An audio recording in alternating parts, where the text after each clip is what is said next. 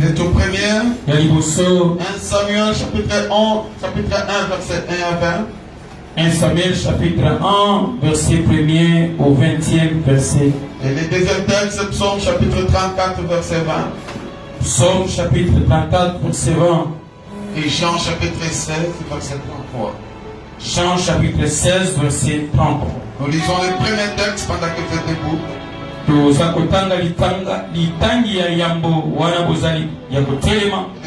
textes, c'est pendant que vous serez assis. Voici la lecture totalement en français. Yes. Il y avait un homme de Ramathaïm, Tophim, de la montagne d'Ephraïm, nommé Elkana, fils de Jéroam, fils de Eliou, fils de Tohu, fils de Touf, Ephraïtien. Il avait deux femmes, dont l'une s'appelait Anne et l'autre Pénina. Pénina avait des enfants, mais Anne n'en avait point. Chaque année, cet homme montait de sa ville à Silo pour se prosterner devant l'Éternel des armées et pour lui offrir des sacrifices. Là se trouvaient les deux fils d'Élie, Ophni et Phiné, sacrificateurs de l'Éternel. Les jours où Elkana offrait son sacrifice, il lui donnait des portions à Pénina, sa femme, et à tous les fils et à toutes les filles qu'il avait d'elle. Mais il lui donnait à Anne une portion double. Il aimait Anne que l'Éternel avait rendue stérile. Dites avec moi que l'Éternel avait rendu stérile. C'est qu'on va pour sa rivale lui prodiguait la mortification pour la portée austérité de ce que l'Éternel l'avait rendu stérile. Et toutes les années, elle en était ainsi. Chaque fois que Anne montait à la maison de l'Éternel, Pénina la mortifiait de la même manière. Alors elle plairait et ne mangeait. Elkana, son mari, lui disait: Anne, pourquoi plairais-tu et ne manges-tu pas? Pourquoi ton cœur est-il attristé? Est-ce que je ne vaux pas pour toi mieux que 10 fils? Anne se leva après que l'Éternel, après qu'on l'y mangeait et dit à Silo, les sacrificateurs Élie étaient assis sur un siège près de l'un des poteaux du temple de l'Éternel. Et l'amertume dans l'âme, elle pria l'Éternel et versa des plaies. Elle fit un feu en disant: Éternel des armées, si tu daignes regarder l'affliction de ta servante, si tu te souviens de moi et n'oublie point ta servante, et si tu donnes à ta servante un enfant mâle, je le consacrerai à l'Éternel pour tous les jours de sa vie, et le rasoir ne passera point sur sa tête. Comme elle restait longtemps en prière devant l'Éternel, Élie observa sa bouche. Anne parlait dans son cœur et ne faisait que remuer les lèvres, mais on n'entendait point sa voix. Élie pensa qu'elle était ivre et lui dit: jusqu'à quand seras-tu dans l'ivresse? Fais passer ton verre. Anne répondit: non, mon Seigneur, je suis une femme qui souffre à son cœur. Amen.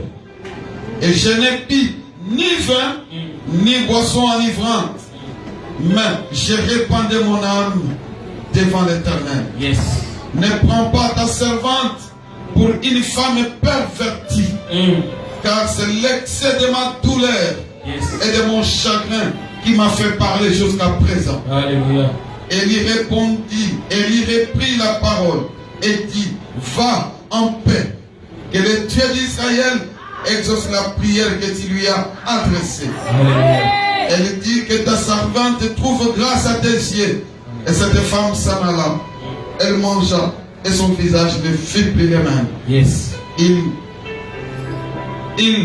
se levèrent de bon matin et après s'être prosternés devant l'Éternel, ils s'en retournèrent et revinrent et dans leur maison à Rama.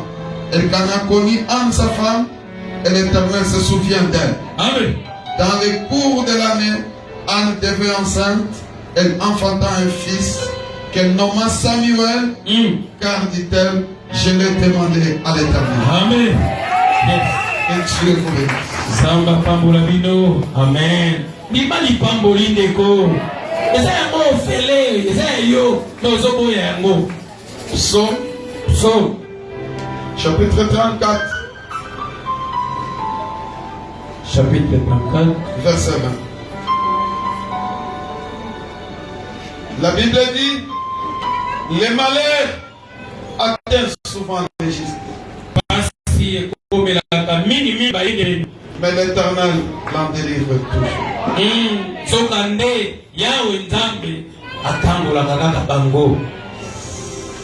Jean, chapitre 16, verset 33. Je vous ai dit ces choses afin que vous ayez la paix en moi. Amen. Vous aurez des tribulations dans le monde. Mais prenez courage. Amen. Dis à celui qui est à côté de toi, prends courage. Prends courage. J'ai vaincu le monde. J'ai vaincu le monde. Est-ce qu'on peut acclamer le Seigneur?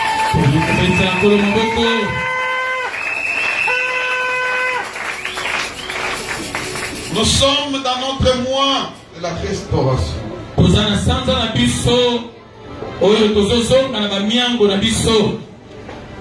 Nous avons dédié 12 cultes à l'Éternel.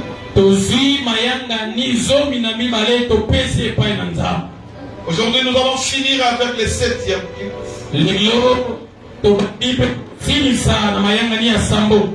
Et il va nous rester 5 cultes pour que nous finissions avec ce monde.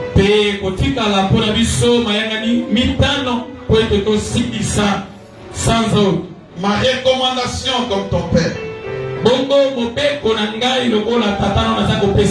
et que tu fasses de tous tes efforts pour arriver au bout de ces 5 cultes qui nous restent dans ce mois avec nous.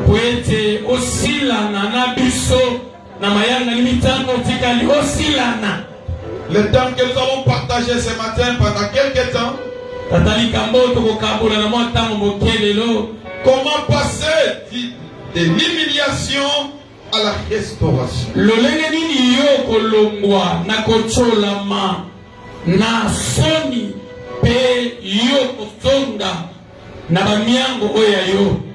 Dans ce monde, Dieu nous fera passer toujours par l'opposition.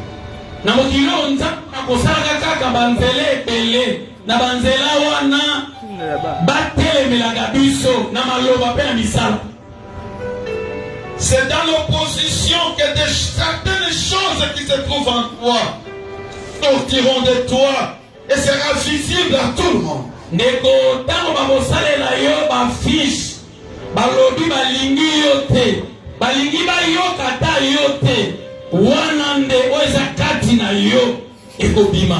Certaines choses pour décoller n'attendent que les gens disent son Dieu ne fera rien. Et quand ils diront cela, c'est alors que Dieu te reverra pour faire sortir des choses.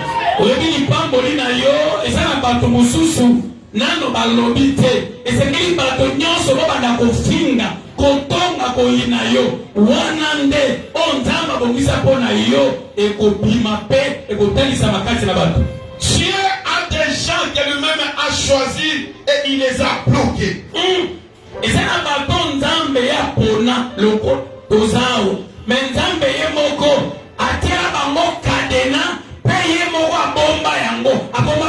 Pourquoi il les a choisis? C'est lui-même qui les a choisis.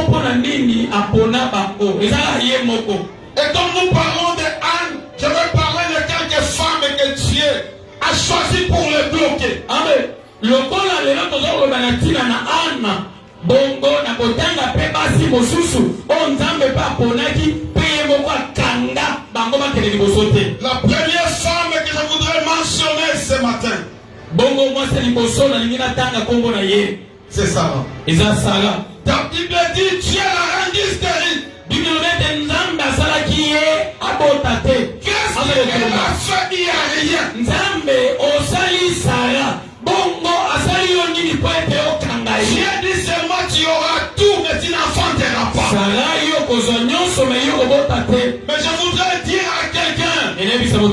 Quand Dieu te bloque, Dieu a l'agenda pour te redonner la joie. J'ai pris que tout celui qui a été bloqué ce matin, qu'il vive la restauration, que le blocage s'arrête et que les grandes choses soient acclamées ce matin.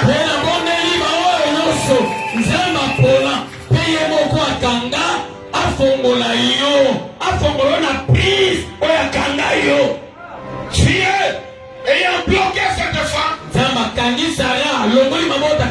se souvenant de la promesse, un jour lui-même a enlevé le verrou.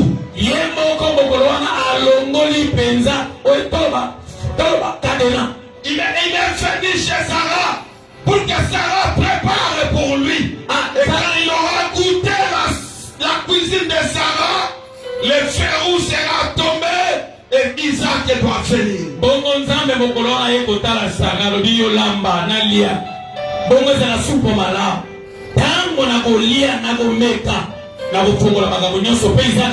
Ce jour-là, Sarah va gagner. La deuxième qui entre dans le même école, c'est Rebecca. Dieu l'a rendu stérile. Rebecca s'est mariée. Quelle joie dans le mariage. Mais Dieu vient pour arrêter la joie. J'ai dit à quelqu'un, si c'est Dieu qui a arrêté la joie, le même Dieu est capable de remettre la joie. Ce matin, je prie que le Dieu que je sais qu'il te remette la joie. Amen. Rebecca est partie prier. Son mari est parti prier. Dieu donne une révélation. Il dit, toi je t'ai bloqué parce que toi tu n'enfanteras pas des enfants, mais tu enfanteras des grandes nations.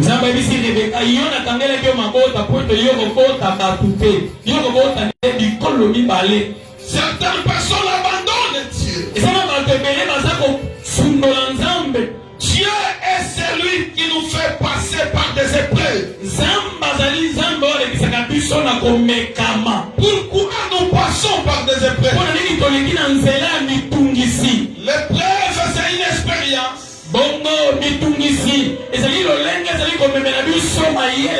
Qui fait que Dieu puisse tester la qualité de quelqu'un ou la qualité de quelque chose.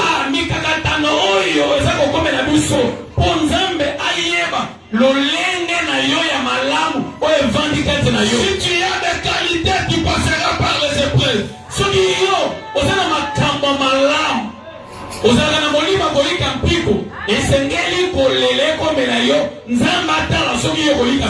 dans toi de grandes choses se passeront, tu passeras par les épreuves.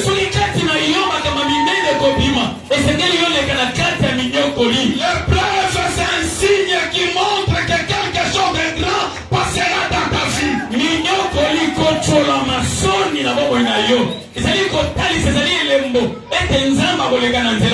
Quand on a construit un grand pont, pour tester la qualité du pont, on fait passer des grands camions. Et quand les camions passent, vous pouvez croire que le pont va s'effondrer. Mais celui qui a construit le pont, il sait que la seule manière pour connaître que le pont est résistant, c'est de faire passer les grands camions.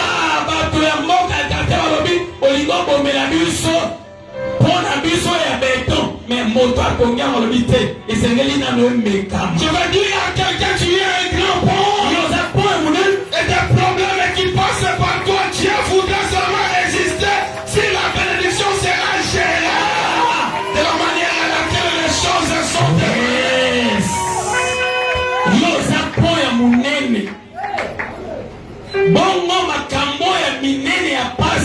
ekoleka libanda na yo te esengeleleka kaka na mutu na yo na zolo na yo mpo nzambe ayeba oyo minene ya malamu abongisi mpo na yo soki yo kokoka yango.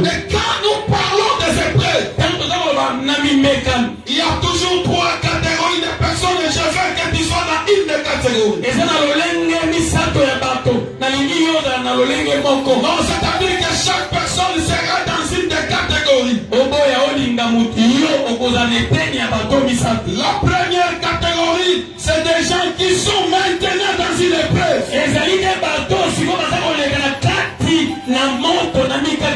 La première des choses que Dieu a fait passer dans l'épreuve, c'est sa parole. Psaume chapitre 18, verset 31. La parole est passée par des épreuves. La parole a été éprouvée. Pour voir s'il y a des élèves dans la parole. Pour voir s'il y a des fautes dans la parole. Mais nous, Psaume chapitre 18, verset 31. Psaume chapitre 18, verset 31. Est-ce que nous sommes ensemble? La presse est avec nous. La presse. On ne voit pas psaume.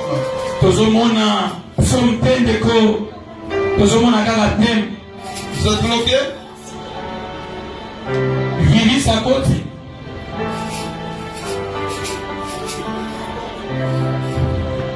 La presse est bloquée? Est-ce que nous pouvons lire ensemble? La parole est passée par des épreuves. La parole a été éprouvée. Nous pouvons lire ensemble. Alléluia. Les voies de Dieu sont parfaites. La parole de Dieu est éprouvée. Et il est un bouclier pour tous ceux qui se confient à lui. Dieu a testé sa parole n'a pas de faute. Dieu a testé sa parole n'a pas d'erreur. Laisse que la parole de ce matin soit une bénédiction pour toi. Et dans ce que Dieu t'a dit, il n'y a pas d'erreur. Il n'écoute pas ce message par erreur. Elle était destinée dans ta destinée. Pour que les grandes choses puissent arriver. Alléluia. Amen. Rebecca est sortie de l'épreuve. Je parlais de trois catégories. La première catégorie, c'est les gens qui sont dans l'épreuve. Pourquoi tu es dans l'épreuve? Dieu te teste.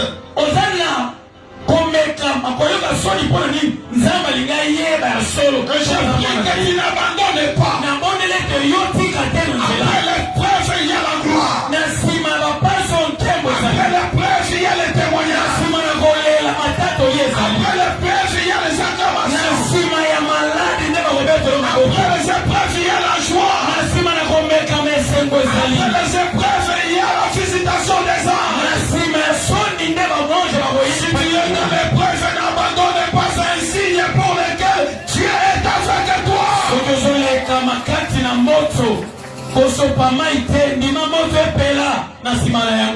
La deuxième catégorie, c'est des gens qui sont sortis de l'épreuve. S'il y a des gens qui sont dans l'épreuve, il y a aussi des gens qui sortent de l'épreuve.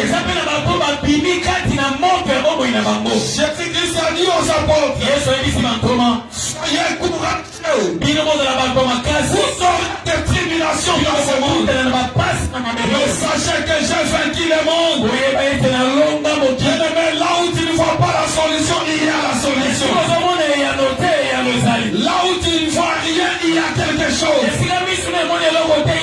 Je prie que le Dieu d'Élisée puisse t'ouvrir les yeux. Pour que tu vois comment tu es entouré de chars de feu. Là où tu vis. La troisième catégorie, c'est des gens qui entreront dans l'épreuve mais qui ne sont pas encore dans l'épreuve. Et à ces gens-là, nous devons les préparer. Ils doivent beaucoup écouter la parole. Pour que quand les épreuves viendront, le Saint-Esprit te rappelle cette parole. Le malheur atteint souvent les justes. Et Dieu la délivre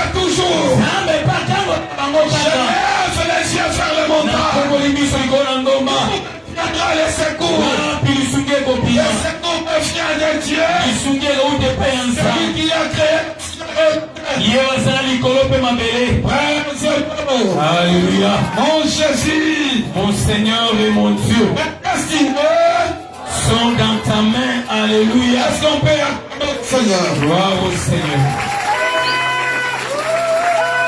Une autre femme que Dieu a bloquée, Moi, je suis au Benzama Kangela qui est bon. c'est Rachel. Yende Rachel. Alors qu'elle a souffert pour son mariage. Il y a mon qui passe pour la libala na ye. Le temps qu'elle devait avoir la joie, Sika esilaki azo esengo. Dieu la bloque. Nzamba ye atie ekokila atie na kata prise. Celle qui n'était pas aimée fait les enfants. Moto yo le aleki na yo alingamaki te aponamaki te. Yazo bota lokola ngulu. 57. Yana ya Elle était bloquée. ye akangamaki. Elle a commencé à réfléchir. Ye abandi kokanisa. Elle se dit, je vais user par ma force. Alobili siko na kosala nde na makasi ya bomoto. Elle est partie faire la guerre à son mari. Ake kopundisa mobali na ye. Et dit aujourd'hui, si je n'ai pas d'enfant, Alobili lelo soki na boti te. quelque chose de scandaleux va se passer. Nakotia mobulu pe bato nyonso bakoyeba ke naza pena mwasi ya mobulu. Voici son mari va la remettre dans la révélation. Sikoyo mobali na ye akozongisa ye kati na emoniseli na makambo ya kanisi. Est-ce que je suis à la place de Dieu? Tala Rachel ngai nazali nzambe. Si Dieu ne te donne pas, Soki nzambe apesi yo bana te, qui va te donner? nani akopesa yo? Je veux dire à quelqu'un Nenelisa moto moko que tes yeux miso na yo soient fixés à Dieu. etongo mepai na nzambe. C'est Dieu qui donne. Soki nzambe nde apesa, C'est Dieu qui console. ye nde abondisaka, C'est Dieu qui restaure. ye nde azongisaka moto na moto na esika na Quand ye. il restaure, Ntango ye azongisaka moto na moto esika na ye, personne ne peut arrêter. moto moko te kokopekisa ye. La Bible dit que Dieu s'est souvenu de Rachel et lui a donné Joseph. Bilobe ete nzambe akaniseli Rachel mpe apesi ye Joseph. Je prie que Dieu se souvienne de quelqu'un ce matin Aboneli nzambe akanisa na moto moko na ntongo lelo, et qu'il te donne des choses dont tu as besoin. apesa yo oza nango posa. Praise-le. Alléluia. La quatrième femme que Dieu a bloquée, Mwasi ya mine yo nzambe akangaki, c'est la femme de Manoach, mwasi ya Manoashi, la maman de Samson. La maman de yende Samson. mama ya Samsona. Comme ça. Nzambe akangeli mabota kako Elle a eu des mariages.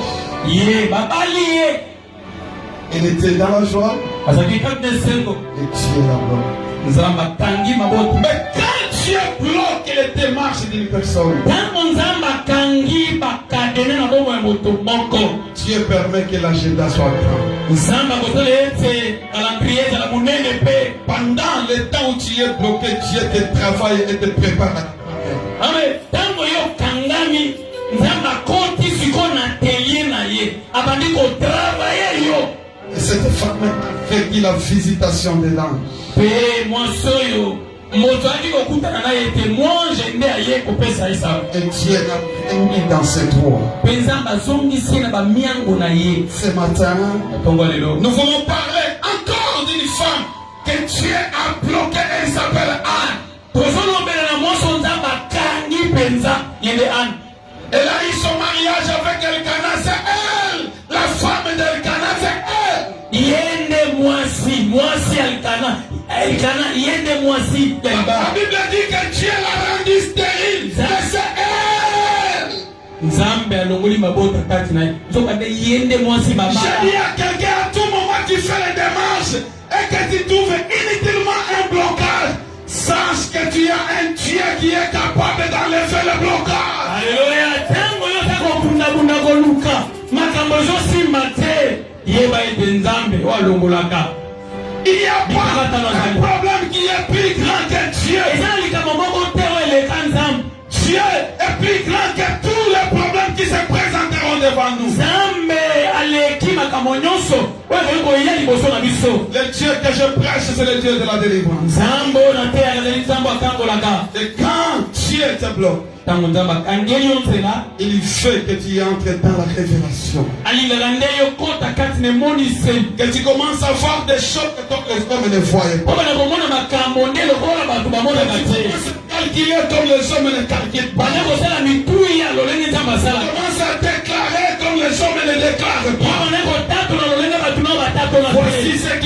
passer. tala makambo osale Comme Anne ne donnait pas des enfants. lokola ana banango bota te La culture à cette époque, lolenge ya bato na ntango wana l'Israël avait aussi des traditions israele epasaki na bokoko oyo ya ye et des coutumes mpe bamiango na pour bango que l'homme puisse avoir une descendance. po ete moto ye abota azala na bana Il pouvait par la permission de sa femme, na nzela ya kondima de manière à ce qu'elle puisse avoir une deuxième po épouse. ete mobali oyo abala mwasi ya mibale Mais ça, c'était à cette époque. ezalaki nde na ntango wana Bien-aimé dans le Seigneur, balingami kati na nkolo ainsi Pénina arrivera dans la maison de Anne. wana nde penina akoti na ndako ya ana po ete ana nimi Dès qu'elle arrive, Dieu libère la bénédiction dans la vie de Pénina. ntango kaka penina akoti ndeko kadenge eza te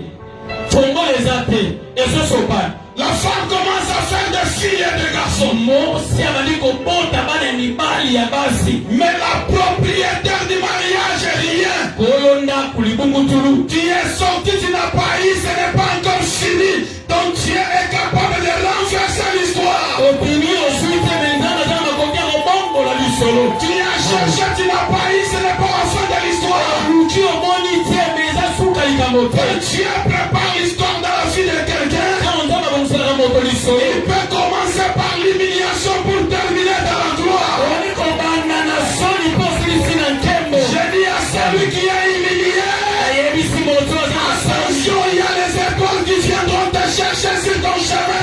eba bizoto ekoya nde koluka yo na nzela na yo Praise the Lord. Alléluia. Alors qu'elle était bénie, wana azalaki elle kopambola avait des enfants. azalaki na basi Voici le climat de la maison. tala lolenge ndako ezalaki Elle critiquait Anne qui n'avait pas d'enfant. aza koloba kotiola ana botaki te En fait, elle pouvait rester calme esika azonda kimia pour ne pas critiquer Anne. mpona koloba mabe te mpona anta Parce qu'elle voyait po ete bali komona que malgré qu'elle avait des enfants, ata ye ezalaki na bana Anne avait quelque chose qu'elle n'avait pas malgré qu'elle avait des enfants. ana azalaki na eloko moko ya bokeseni oyo azalaki na Toi mbote qui crois qu'il n'a rien, yo otalisi ete ozala je eloko suis venu te dire, tika nayebisa il y a yo quelque chose que celui que tu apprécies n'a pas. ozala eloko moko moto oyo omonaka leka yo te Lui-même il remarque que toi tu en as. ye oza kolula ayebe ete yo nde oleki Ce ye n'est pas ce que les gens voient qui détermine la grandeur d'un homme. eza to bato baza komona nde elekisi monene na Mais c'est mosu ce que les gens ne voient pas qui détermine la destinée d'un homme. bato bamoni te yango nde lobi ya malamu ya mosu J'ai pris ce matin que ce que les gens ne voient pas comment ça arrive.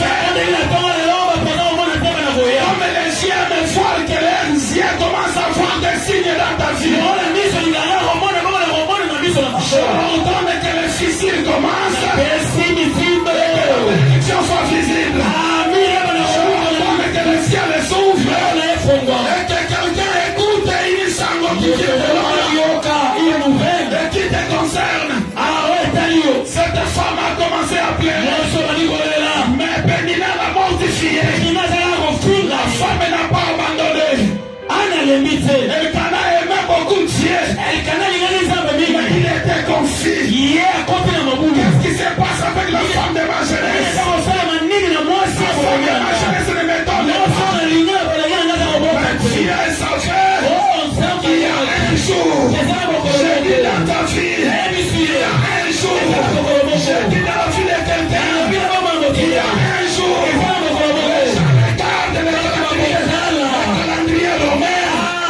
Toi, ta famille. iyo bomoi na yo Papa du calendrier romain. ezala calendrier ya On bango dépend du temps de Dieu. likambo ya nzambe Dieu est capable eza na makoki d'appeler jeudi, mercredi. ekobanga jeudi mercredi D'appeler vendredi, samedi. ekobanga vendredi samedi D'appeler samedi, dimanche. eza samedi na dimanche Plus que la confusion entre dans le calendrier. mongulu ekota na bongo ya mongulu na yo Quelque chose commence à se passer. okomona na kosalela Mais écoute-moi. yokanga Si ta bénédiction n'est pas dans le naturel, soki lipango lino ezali na makambo arrête de la chercher dans le naturel. yango na banzete te Monte de niveau. yo matali Commence à la chercher dans le surnaturel. kokoona makambo eleki epine na likolo C'est ce que je viens de dire. na ye koloba Quand ta bénédiction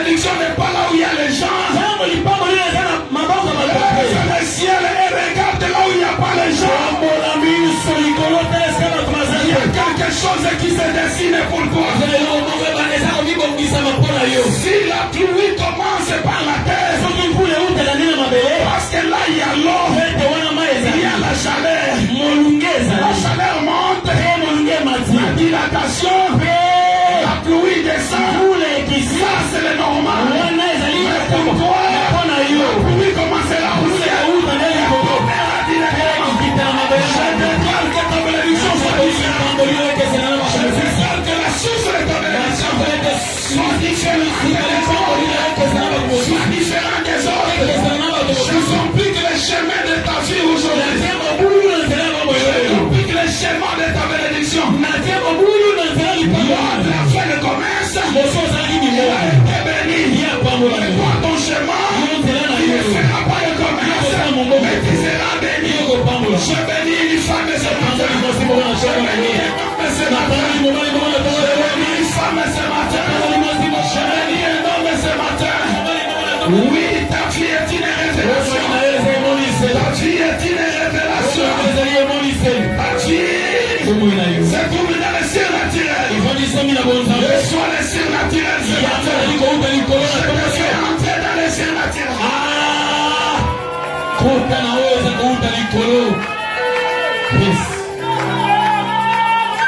Elle cherchait l'enfant. Mais elle cherchait l'enfant là où il n'y avait pas d'enfant. Elle cherchait l'enfant dans la maison d'Elkana.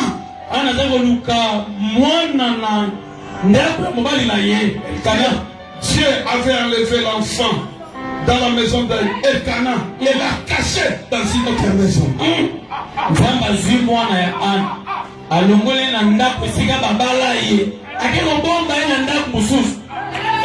Elle pouvait tout préparer pour son mari.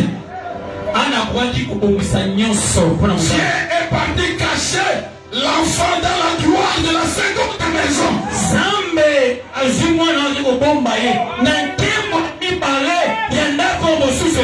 Elle pouvait arranger la chambre. L'enfant n'était pas là. Jusqu'à ce qu'elle aura la révélation de là où se trouve l'enfant. Je prie que tu aies la révélation de ta vie aujourd'hui. Là où tu cherches, il n'y a rien pour toi. Lui-même a dit, celui qui cherchera trouvera. Tu cherches là où il n'y en a pas, il n'y aura rien. Il faut aller chercher là où il y en a.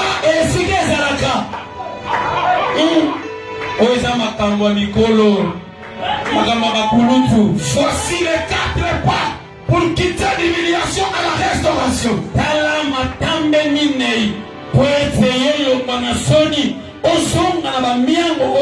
Le premier pas, c'est la prise de conscience. Jusqu'à ce que tu dises, il faut que les liboso ne pas si nous sommes que les liboso.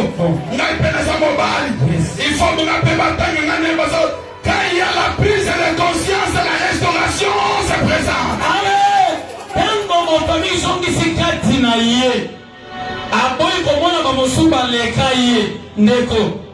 Restauration et bonjour nan. Tu n'es pas un chantier inachevé.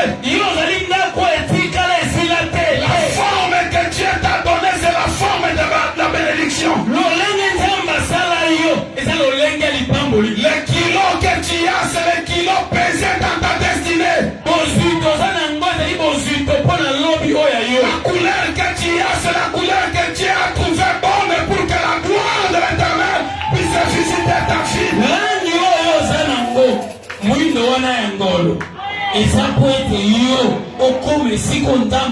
Quelle que soit la tribu que tu as, c'est la tribu de ta destinée.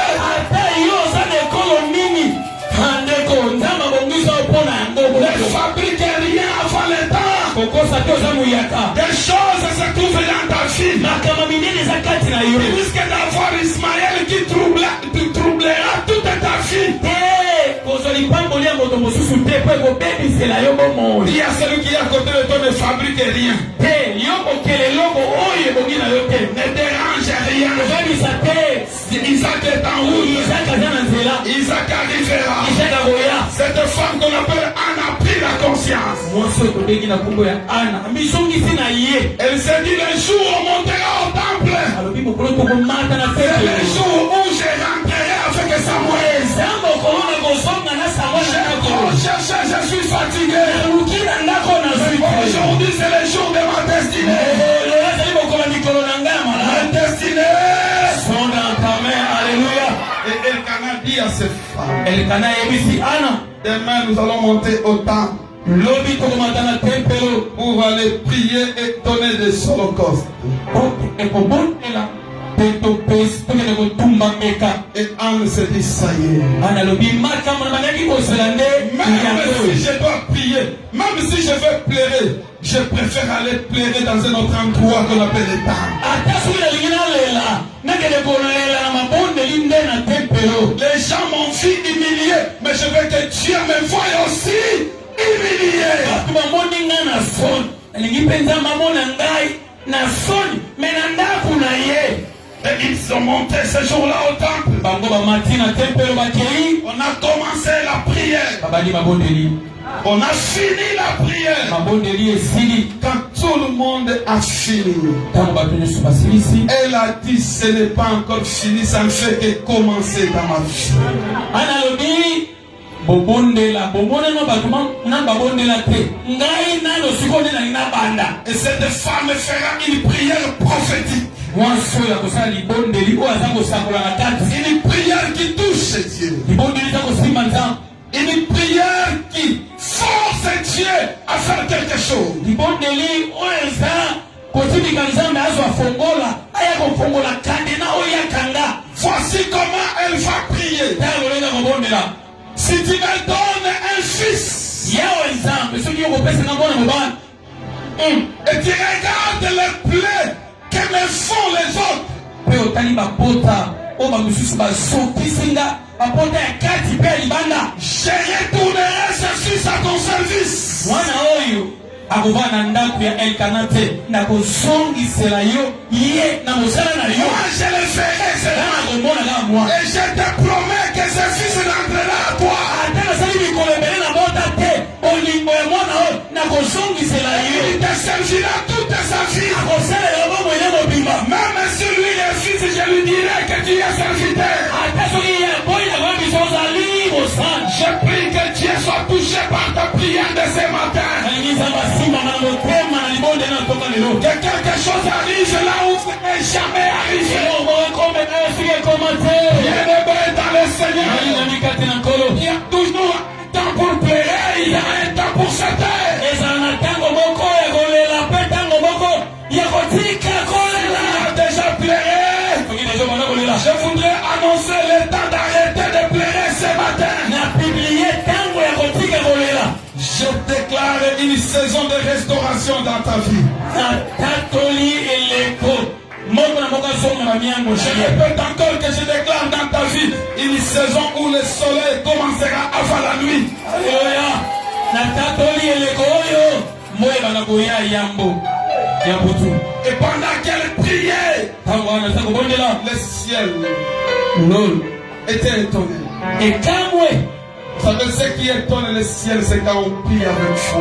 oyo ekamwisaka nzambe ezali ntango oza kobondela nde kati na kondima La prière est le plus grand privilège que Dieu donne à son peuple pour parler avec lui. libondeli ezali eloko ya motuya oyo epesama na bato nyonso te kaka na bana na nzambe mpo ete balobela nzambe oyo baza nango mposa La prière est le téléphone de Dieu. libondeli ezali telefone mpo na nzambe C'est quand nous prions que nous pouvons changer les choses dans notre vie. ntango toza kobondela nde toza kobombola makambo Toi qui ne pries plus, tu ne fais pas bien la prière. yo ozobondela lisusu te ozosala lisusu malamu te La prière, c'est un privilège. amen libondeli ezali eloko oyo epesama ya bato nyonso te Quand tu commences à prier, toute ta frère se sente fier, t'écoute.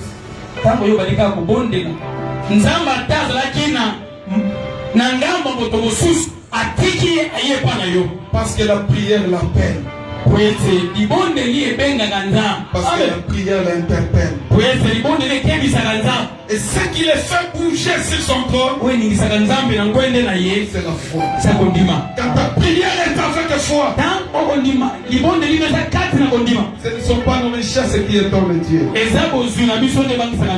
Ce ne sont pas nos intelligences qui étonnent Dieu. Mais notre foi étonne Dieu. Et cette femme va prier. Tout le monde est parti.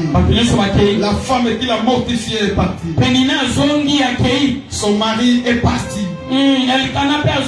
Les protocoles sont partis. Les intercesseurs sont partis. Seul le pasteur est resté dans le temple. Et elle aussi au temple. La Bible dit elle versa des pleurs. Il y a des temps où Dieu doit voir nos larmes couler. Nos larmes touchent aussi Dieu. Quand nous prions et que nous faisons couler les larmes, ça les trouble. Dieu n'est pas notre ennemi, Dieu est notre Père. Il a la joie à nous bénir, il a la joie à nous restaurer.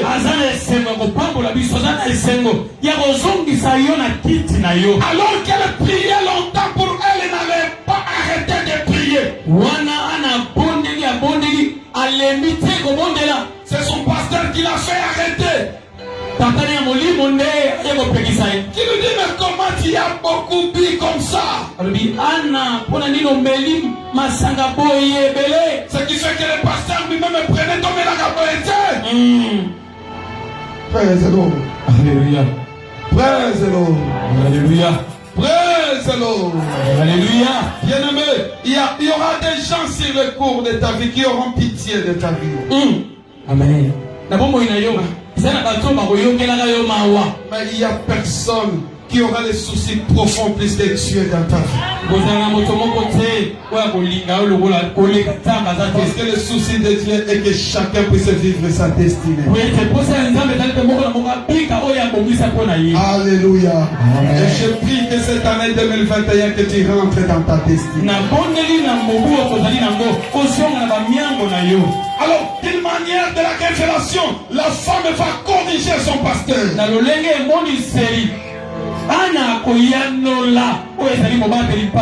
Je ne suis pas une femme légère. Que Dieu permette que les gens qui te voyaient léger, qu'ils trouvent les meilleures raisons pour lesquelles ton attitude est telle que tu l'affiches.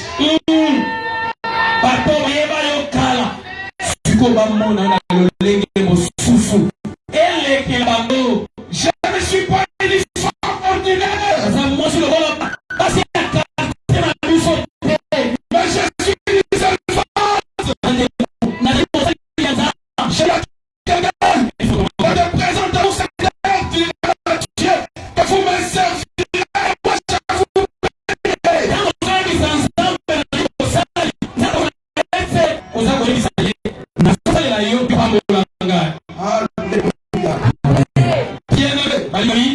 c'est la douleur dans mon cœur qui me fait pleurer.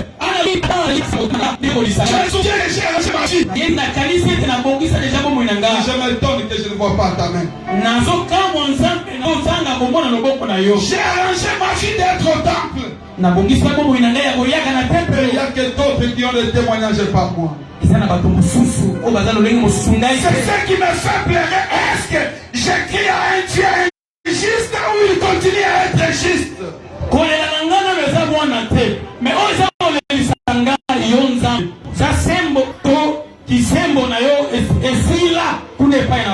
Heureuse la personne dont l'Éternel est son Dieu. Alléluia. Heureuse la famille dont l'Éternel est leur Dieu. Tôt ou tard, Dieu dérangera les lignes et vous fera donner ce que vous appartient.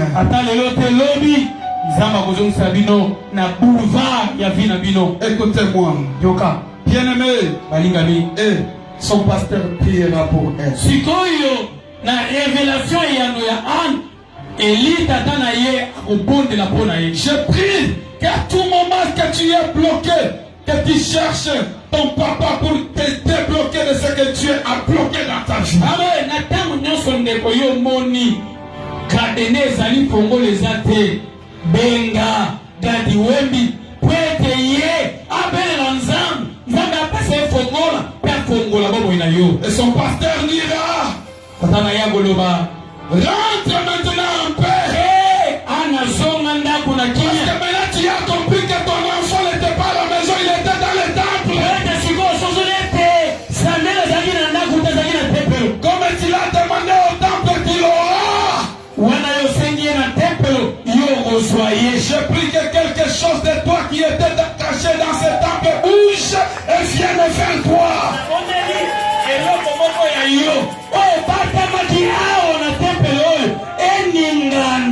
Que ton enfant qui est dans ce temple bouge et vienne vers toi. Que ton travail bouge et vienne vers toi. Que ta joie bouge et vienne vers toi. Que ta restauration bouge et vienne vers toi. Que ce qui est à toi restera à toi. Je dis comme Pilate et je dis ce qui est écrit restera écrit. Que ton amène serait plié. Je croyais que ton amène serait accompagné de cris de joie. J'ai besoin d'un cri de joie très fort. C'est possible que nous vivions la restauration. Maintenant qu'elle a arrangé avec Dieu, elle va rentrer chez elle. Toujours dans l'atmosphère de critique. Neko azongi kaka na molunge wana ambiance wana ya mafinga. Les gens arrêteront de t'humilier jusqu'à le jour où ils feront la main de Dieu sur toi. Batonga yo na présence na yo. Bakoya kotonga yo na présence na yo. Moko bakomona loboko nzambe na bawe na yo. Ça ne sera pas par la force. Et on a makasi na yo te. Mais ça sera quand ils verront la main de Dieu. Et je prie que la main de Dieu commence à t'accompagner. Au fil et à mesure que la Shekinah de Dieu sera sur toi, les gens changeront de vocable.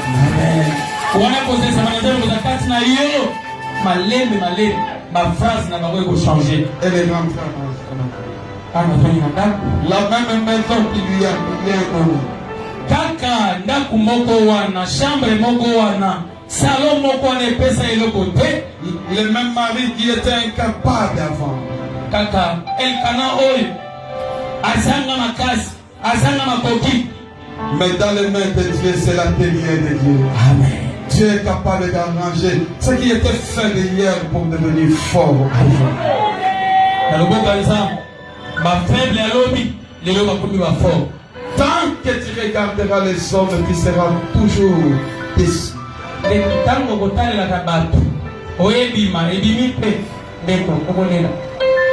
que tu regarderas les hommes sur ce monde, tu seras toujours déçu.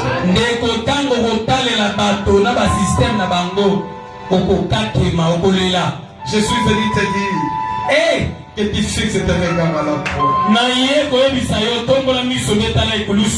Il y a quelqu'un qui a pris ta place.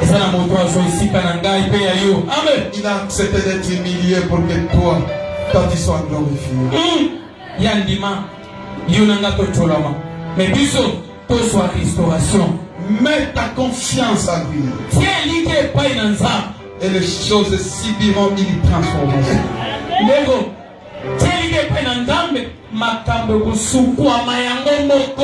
Ne te donne pas le temps de faire trop de discussions à ceux-là qui t'ont volé la bénédiction. Ils feront seulement le transfert d'une autre bénédiction vers toi.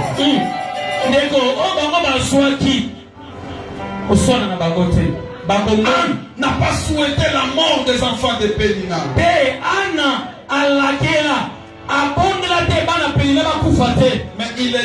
elle a dit, si je devais avoir des enfants ordinaires, Seigneur, change la page. Amen. Que l'enfant que j'aurai soit extraordinaire. soki na bota bana lokola bana ya penina nzambe lokolo nyokolinga sikona lingi mwana nazobota ya mobali azala mwana lokola bana nyonso te même s'il sera petit frère ata ye kozala leki ya bana ya penina mais c'est son petit frère qui a l'esprit supérieur. Amen. Azala leki oyo na kati akemba za ma prière ce matin que Dieu te donne une bénédiction qui va te rattraper le retard. Cela n'appartient qu'à celui qui a dit Amen. Que la bénédiction de ce matin te rattrape le retard.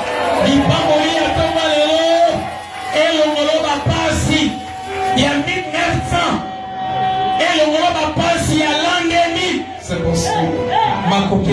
Il y a des gens qui ont tout fait pour aller à l'Europe. Ça n'a pas été. Ils se sont calmés.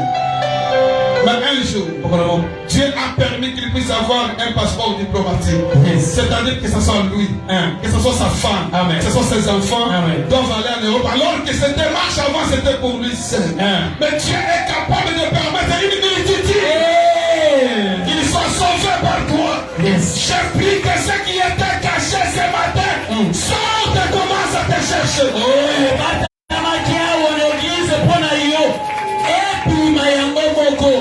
Localisé écota premier lit. Quelqu'un a connu sa femme dans la même chambre, au même lit et dans les mêmes conditions. Elkana a saleli pezali bala leke sengeli eza. La Bible dit que sa femme est conçue. Bilobi ana ndego eyana na mukongote libosora. Ce signe de conception trouble, c'est là qui l'humilié. Basoi oya penina ezalaki ya ver. Mais oyo ya ana ya basakombi ya bapidon ya batono je prie akaka na mwa beauté nzambe apesa yo ebanda kokamwisa bavoisin mwana ondire abandi kokonga mwana ondire il y a quelque chose qui arrive.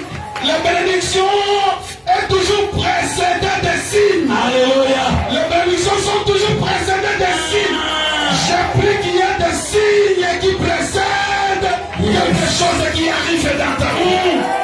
Penina zemi aliaba bamanga ekembate mais yo ano kolia nde kokoti yo kolia nde bakoko wow. Les jours où elle accouche mokolo sobot par mon mari là il y a un combo auto comme il y a un jocabel il ne connaît pas la révélation de cette enfant. Le nom de cet enfant n'enseigne pas dans sa vie. Il y a un instrument mais ça me dit à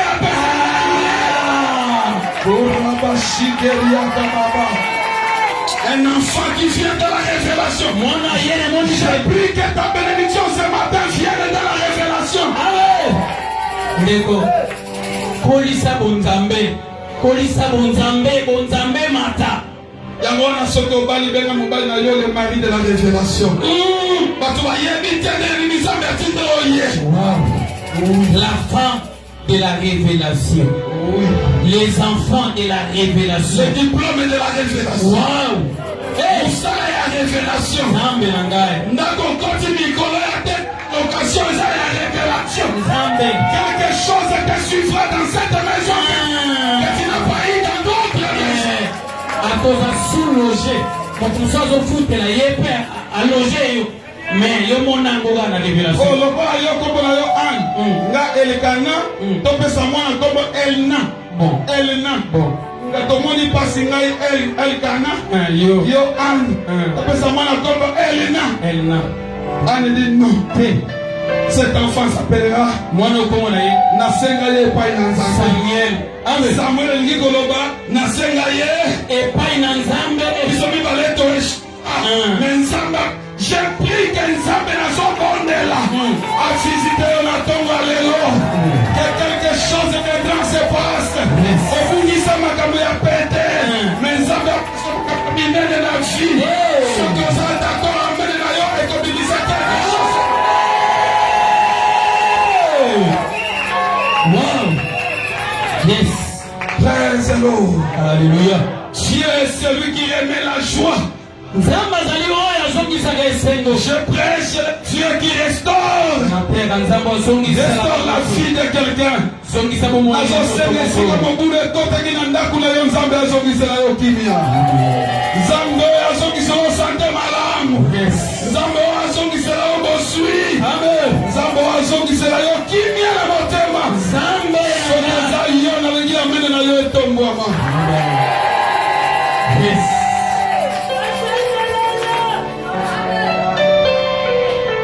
Mon Jésus, le Seigneur est mon Dieu. Il a dit à Dieu, dès que j'ai cet enfant,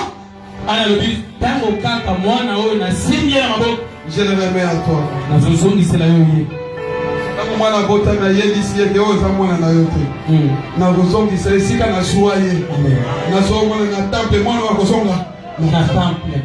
nakosoma lisumu maboko pamba soki Nzambe asalinga grâce na kobota mosusu mais oyo asa ya Nzambe Pedre pour gagner.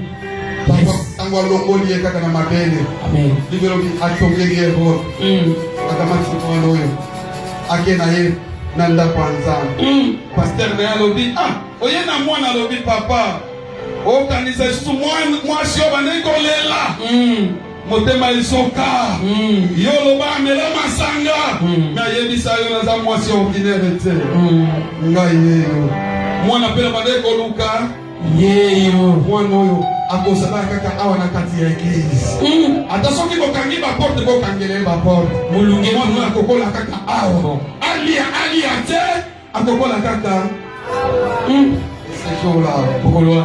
Cette femme a été reconnaissante envers Dieu. Ce qui te reste, toi, c'est la reconnaissance envers Dieu. Si Dieu te donne la grâce, lui a besoin de ton action de grâce.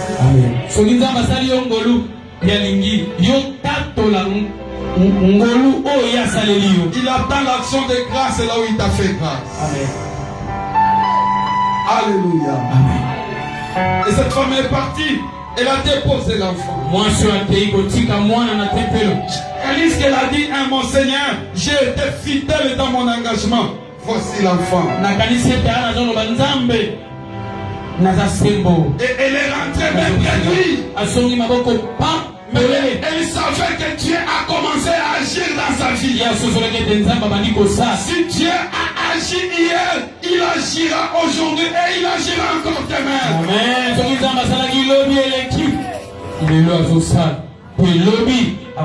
Quand elle est rentrée chez elle, son mari Elkana l'a connue. Elle est conçue. Elle accouche à 1. Elle accouche à 2. Elle accouche à 3. Elle accouche à 4. Elle accouche à 5. Le retard a été récupéré. Cette année a eu 6 enfants. Alors que même pour qu'un vienne, c'était un problème. Mais Samuel a été la clé pour ouvrir les autres bénédictions. Amen. Je prie que ce matin que tu reçoives ton Samuel. Que tu reçoives ton Samuel ce matin. Que Samuel vienne dans ta vie ce matin. Je n'attends que ton amen pour continuer. Que tu reçoives ton Samuel ce matin. Que ce fiancé qui s'appelle Samuel vienne dans ta vie. Que cet enfant qui s'appelle Samuel vienne dans ta vie. Que cet enfant qui s'appelle Samuel vienne dans ta vie. Tu attendais la nouvelle que tu attendais qui s'appelle Samuel vienne. Si tu es d'accord, embrasse Samuel avec des acclamations. Amen.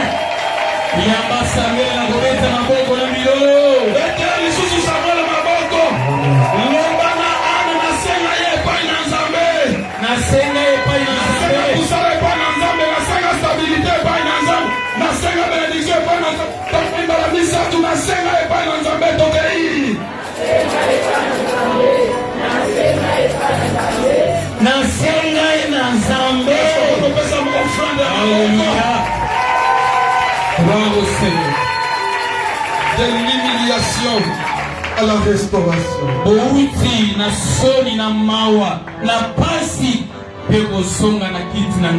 Cet enfant vient, celui qui sera le faiseur de moi.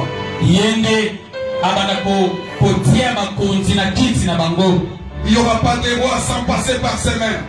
Yo, okoma mokonzi. C'est lui qui doit être le roi. Yenda kopangola bango mafuta. Tu as commencé à l'utiliser comme jamais utilisé les hommes. Zamba bali kosalela lokola na salela bato mosusu te. Depuis de ce que tu reçois maintenant, commence à voir la vie dans toi. Alors qu'il y avait un vide, j'enlève le vide et je place Samuel dans ta vie. Je déclare trois choses. La première, que ton cœur soit consolé. La deuxième, que tu récupères le retard de ta vie. La troisième, que tu déclares comme David, l'Éternel est mon berger. Je ne manquerai de rien. Montrez fort le Seigneur.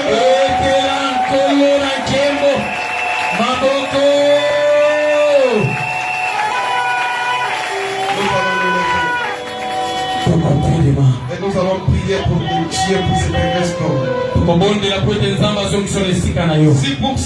Si pour Anne c'était l'enfant, pour toi peut-être que c'est la santé.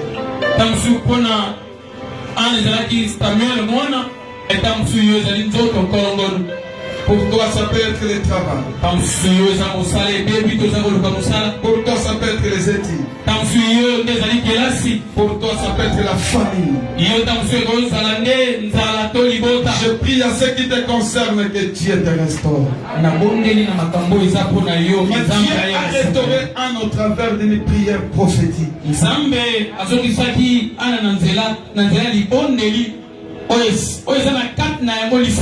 On pouvait faire des promesses à Dieu. Quelle est la promesse que toi tu peux faire à Dieu? On a fait les vœux, tu peux aussi les faire.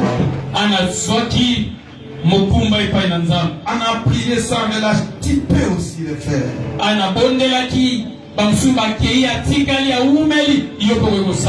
a fait verser de plaire, tu peux aussi le faire. Nous nous levons. Nous allons chanter avec le frère Christ. Levons nos mains.